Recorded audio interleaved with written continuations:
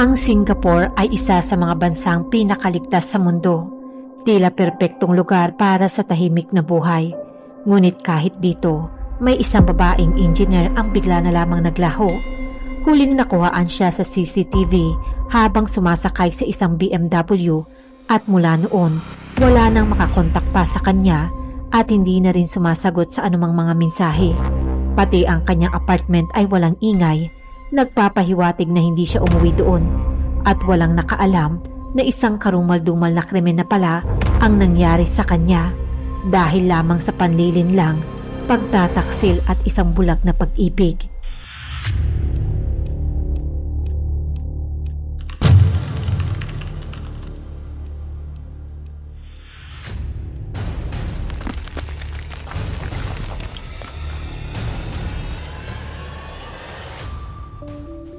Ang babaeng nawala sa kasong ito ay nagngangalang si Suya G.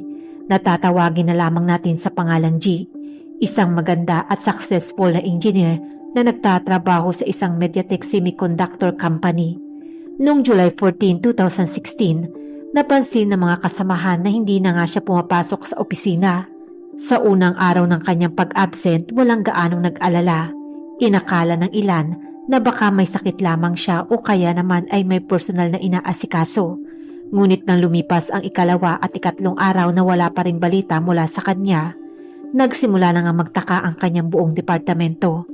Hindi karaniwang ang ganitong kilos para kay G. Kilala siya bilang masipag, tahimik at responsable sa trabaho. Bihira rin siyang mag-leave at kung sakaling a-absent, palagi siyang nagbibigay ng abiso sa kanyang mga kasamahan at supervisor. Isa rin siya sa mga empleyadong maagang dumarating at madalas ay huling umuuwi. Dahil dito, ang bigla niyang pagkawala ay agad niyang naging kapansin-pansin at nakababahala.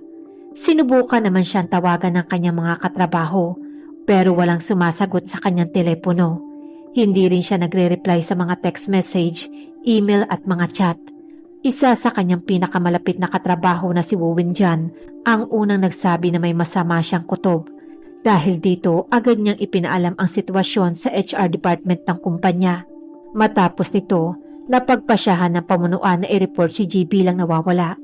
Agad ngang kumilos ang pulisya matapos matanggap ang opisyal na ulat tungkol sa pagkawala ni G. Ang unang hakbang ng mga investigador ay ang puntahan ng apartment na tinitirahan ni G.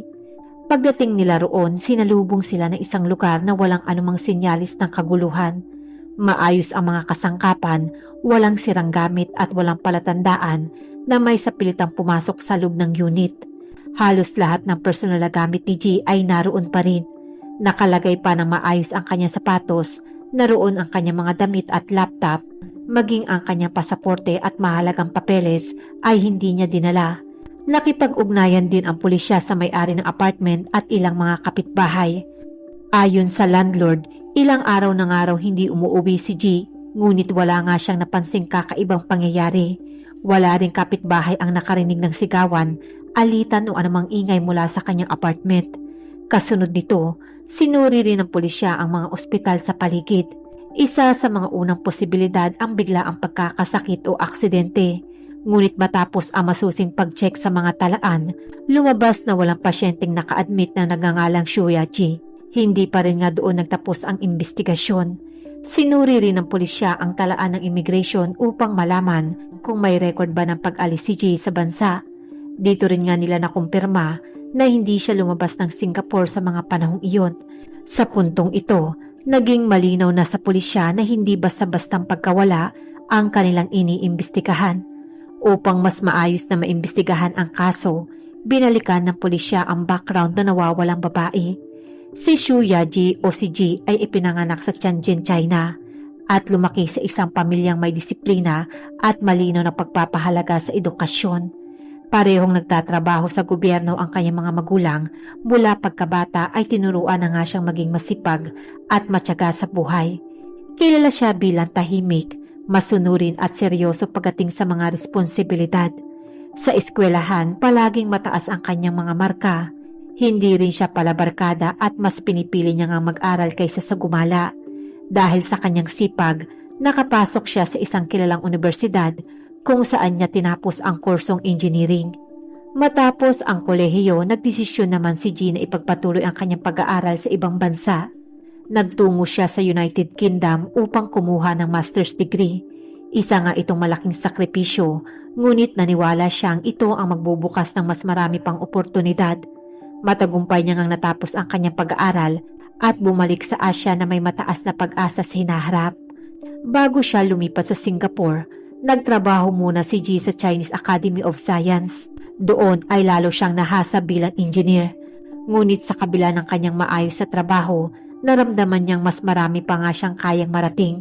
Kaya noong taong 2012, tinanggap niya ang alok na magtrabaho sa Singapore bilang senior engineer ng MediaTek Semiconductor Company. Noong January 2013, nag-post pa nga siya sa kanyang social media ng mga katagang magtatrabaho ng mabuti para makabili ng bahay. Hindi naman siya nabigo dahil sa Singapore, unti-unting nabuo ang kanyang bagong buhay at naging permanent resident na rin doon. May maayos nga siyang trabaho, disenteng tirahan at malinaw na plano para sa kinabukasan. Hindi siya magastos at mas pinipiling mag-ipon. Pangarap niya ring magkaroon ng sariling bahay, magpakasal at bumuo ng pamilya sa tamang panahon. Nakahanap naman siya ng isang lalaking nagpatibok ng puso niya at naging magkarelasyon nga sila. Pero noong taong 2015, dumaan si G sa isang yugto ng kanyang buhay na puno ng lungkot. Dahil ang kanyang unang seryosong relasyon ay bigla na lamang ngang natapos imbis na mauwi sa isang masayang kasal. Labis nga itong nakaapekto sa kanyang emosyon. Sa kabila ng kanyang tagumpay sa trabaho, ramdam nga ni G ang matinding pag-iisa, lalo na dahil malayo siya sa kanyang pamilya at mga kaibigan sa China. Isang gabi, matapos nga ang mabigat na araw, nagtungo si G sa apartment ng dati niyang kasintahan upang subukang makipag-usap muli. Ngunit nauwi lamang ito sa pagtanggi at mas lalo lamang siyang nasaktan. Umiiyak nga siyang umupo sa labas ng gusali. Nang papaalisin na sana siya ng security guard para hindi makaistorbo sa ibang tenant, bigla naman dumating ang isang lalaki. Lumapit ito sa kanya at nag-alok ng tulong. Ang lalaking iyon ay si Chu Kai-fu. Nagpakilala siya bilang isang negosyante at nagsabing napadaan lamang raw siya sa lugar. Maayos ang kanyang pananalita at kalmado ang kanyang kilos. Inalok niya ang ihatid pa uwi si G dahil hating gabi na at delikado na raw para sa isang babaeng mag-isa. Dahil nga sa kanyang kalagayan, pumayag naman si G at sumama sa kanya. Sa biyahe pa uwi, kinausap ni Chu si G ng may pag-unawa. Pinakinggan niya nga ang mga hinaing ng babae at nagpakita rito ng malasakit. Pabiro pang sinabi ni Chu kay G na kung hindi ka kayang mahalin ng ex mo, ako na lang ang magmamahal sa'yo. Para nga kay G, si Chu ay parang isang taong dumating sa tamang oras. Isang sandalan sa panahon ng kailangan niya ng kausap at kakampi. Makalipas nga ang ilang araw, muli sila nagkita. Dito na nga nagsimulang manlikaw si Chu. Sinabi niyang siya ay single at handang magseryoso sa isang relasyon. Ikinuwento niya rin na siya raw ay CEO ng isang kumpanya ng tela at may maayos na buhay. Noong una, hindi naman agad pumayag si G na magkaroon sila ng relasyon. Pero dahil nga sa paraan ng kanyang pagsasalita at kumpiyansa ng lalaki, naniwala na rin si G sa lahat ng mga sinasabi nito. Unti-unting ang nahulog ang loob ni G kay Chu. Sa bawat mensahe at tawag, ramdam niya ang atensyon at pag-aalaga na matagal niya nang hinahanap. Kaya nagkaroon na rin sila ng romantikong relasyon matapos ang isang buwan. Hindi niya rin napansin na madalas na si Chu ang may kontrol sa kailang usapan at desisyon. Sa halip, inisip na lamang nga ni G na ito ay tanda ng pagmamahal. Hindi alam ni G na marami pala sa mga kwento ni Chu ay hindi totoo. Hindi niya alam na ipinapakita niyang imahe ay malayo sa kanyang tunay na pagkatao. Si Chu Guifo ay ipinanganak noong 1968 at hindi lamang isa kundi 2 beses na nga siyang ikinasal. Ang una ay noong taong 1995 na mabilis na nauwi sa isang divorce. Ang pangalawa ay noong taong 2001 kung saan kinasal sila ng isang babaeng nagngangalang si Dolina at nagkaroon sila ng isang anak matapos ang 3 taon. Sa mga panahong iyon ay nagpapatakbo siya ng isang kumpanya na agad ding na-bankrupt at nagkaroon nga siya ng isang napakalaking utang. Ang kanyang pagod, galit at stress ay madalas niyang ibinubuntun sa kanyang asawa. Hindi lamang niya ito sinisikawan at minumura kundi pisikal niya rin itong sinasaktan. Hindi nga nagtagal, hindi na nga kinaya ni Dolina ang kanyang mga ginagawa at agad nga nitong inireport ang kanyang asawa para mabigyan siya ng proteksyon. Matapos nga ang nasabing report, hindi na nga siya muli pang sinakta ni Cho at nagpakalayo muna ito sa kanya. Pero sa mga panahong iyon, nagsimula na rin humanap ng iba't ibang babae si Cho at nang malaman ito ni Dolina ay hindi man lamang nagpakita ng pagsisisi si Cho. Sa halip, bumalik na naman ang pagiging abusado niyang asawa. Pero sa kabila nito, si Dolina ay hindi pa rin magawang makipaghiwalay sa kanyang asawa. Dahil para sa kanya, mabuting tao pa rin daw si Cho at isang mabuting ama sa kailang anak. Tila hindi naman naayon ang mga sumunod na nangyari sa kanyang sinabi. Dahil noong taong 2004, si Cho ay nakulong sa loob ng 6 na buwan dahil sa sexual assault at 6 na taon pa ang lumipas, muli na naman siyang nakulong sa loob ng 16 na buwan para sa parehong kaso. Pero habang nasa loob siya ng kulungan ng mga panahong iyon, si Cho ay nagpabinyag para maging isang Kristiyano. Nang makalaya siya, naging volunteer siya para sa isang welfare organization na tumutulong sa mga bagong layang bilanggo na makahanap ng trabaho. Noong Pasko ng taong 2012, siya at ang kanyang asawang si Dolina ay nag-volunteer sa pamamahagi ng mga pagkain na i-report pa nga sa media ang mga pagkakawang gawa niya kaya't naging maganda muli ang kanyang imahe at na-hire pa siya sa isang textile at laundry company. Ang kanyang boss ay hindi raw pinansin ang kanyang criminal record at pinromote pa nga siya bilang isang manager. Ang mga katrabaho niya rin ay nagsabi na isa siyang magaling na empleyado. Pero ang hindi alam ng lahat, ang panlabas na anyo lang pala niya ang nagbago dahil ang nasa loob niya ay isa pa ring mapanlinlang at abusadong tao.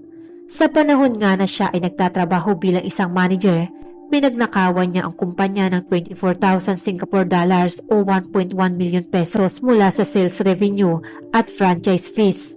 Ito ay sa pamamagitan ng pagpapanggap sa ibang tao na siya ang shareholder ng kailang kumpanya at nagawa niya ring manloko ng 4 na babae kung saan nakakuha siya sa mga ito ng halagang 64,000 Singapore dollars o 2.9 million pesos.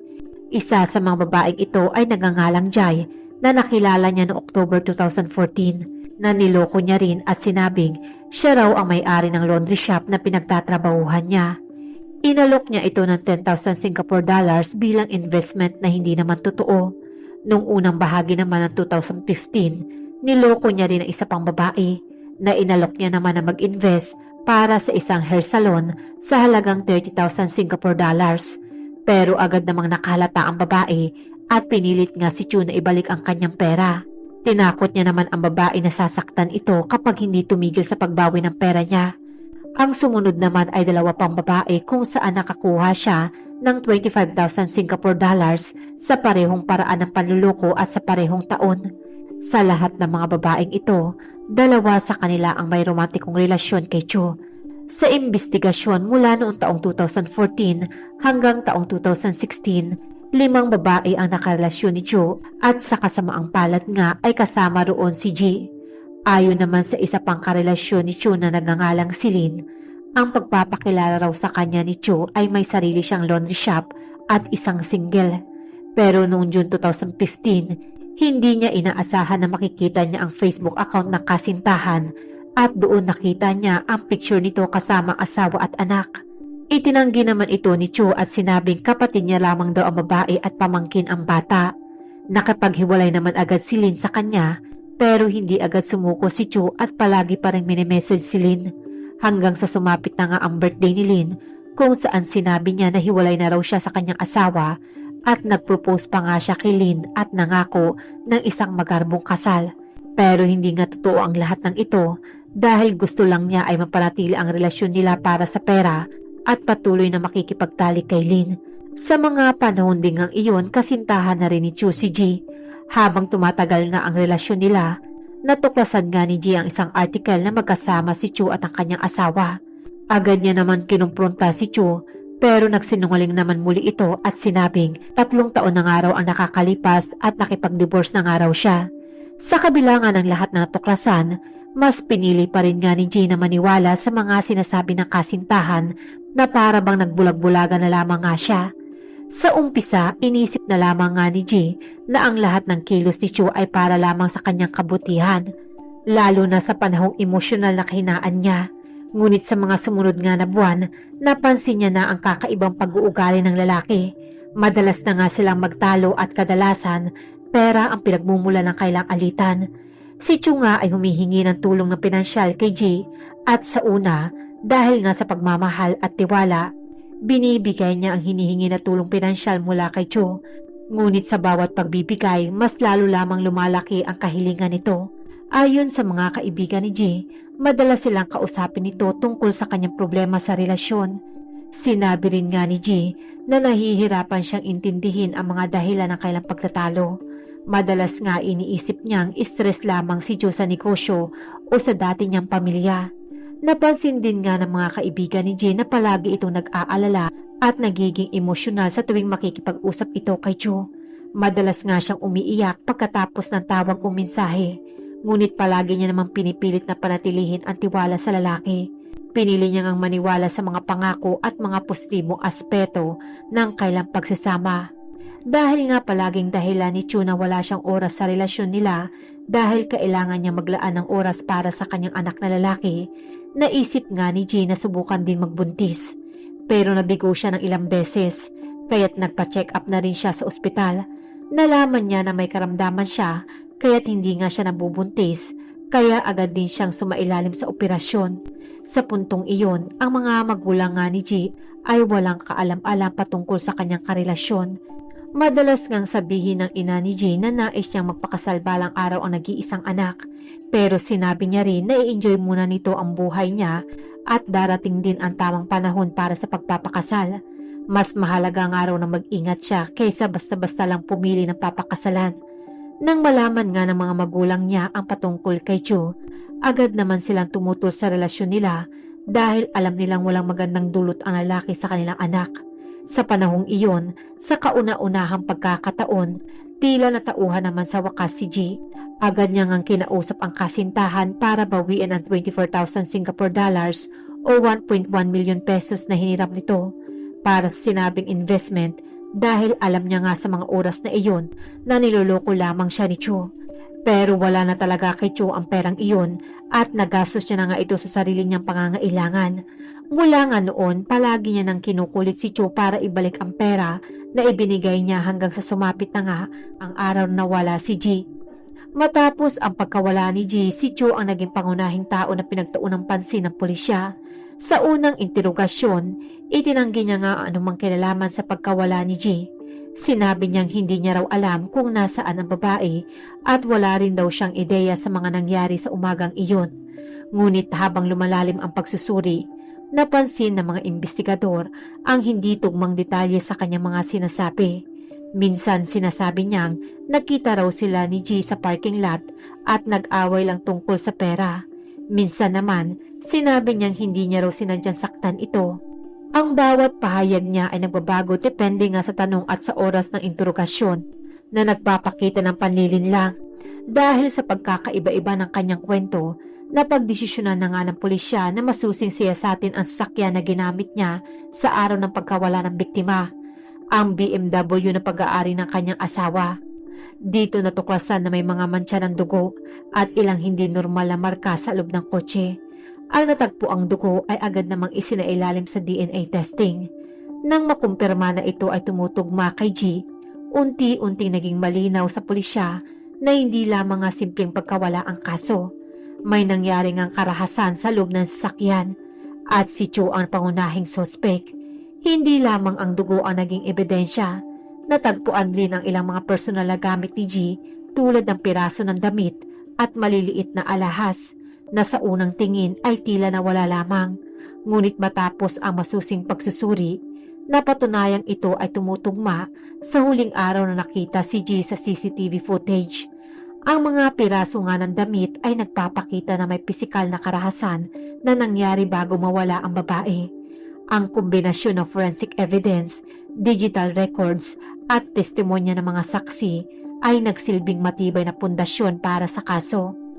Ang bawat detalye ay nagpatunay na may planadong krimen na nangyari at hindi simpleng aksidente o kusang pagkawala ito. Ang ebidensya ay nagsilbing gabay sa pulisya upang maikonekta ang bawat piraso ng impormasyon at maipakita ang kabuuan na nangyari sa huling araw ni G. Dahil dito, sa isa sa kanyang mga interogasyon, unti-unti na ngang inamin ni Cho ang nangyari. Ayon sa kanyang salaysay, nagkaroon raw ng pagtatalo sa loob ng sasakyan tungkol sa pera at sa kanilang relasyon. Pinagbantaan raw siya ni G na ibubunyag ang kanyang kasinungalingan at pagkakaroon ng asawa at pamilya, pati na rin ang mga utang na tinatago niya. Sa labis raw na galit at takot, dito niya na nga raw sinaksak ang biktima ng ilang beses hanggang sa mawala na nga ito ng malay. Sa halip nga na humingi ng tulong, pinili nga ni Chu na itago ang katawan.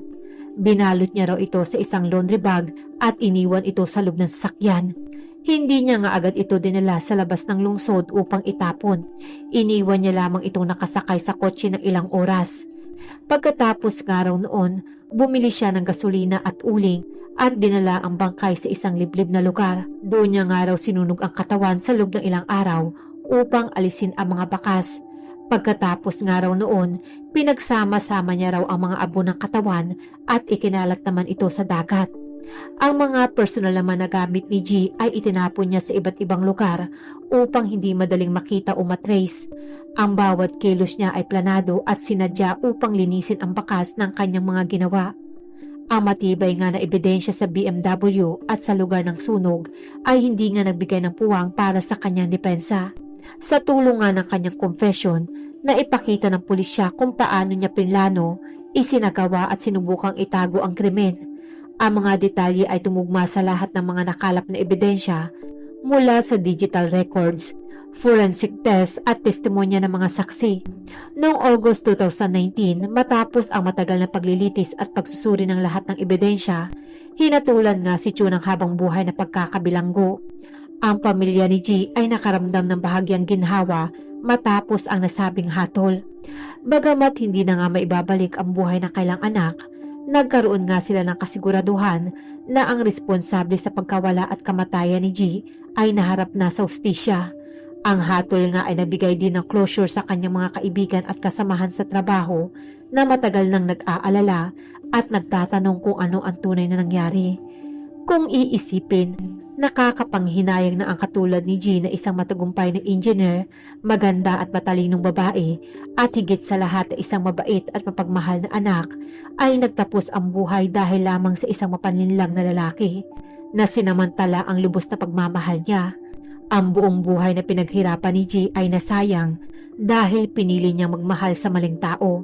Pero sa huli, ang kanyang kwento ay nag-iwan ng aral at paalala sa lahat tungkol sa mga ganitong uri ng relasyon na walang magandang maidudulot kundi kapahamakan at bighati.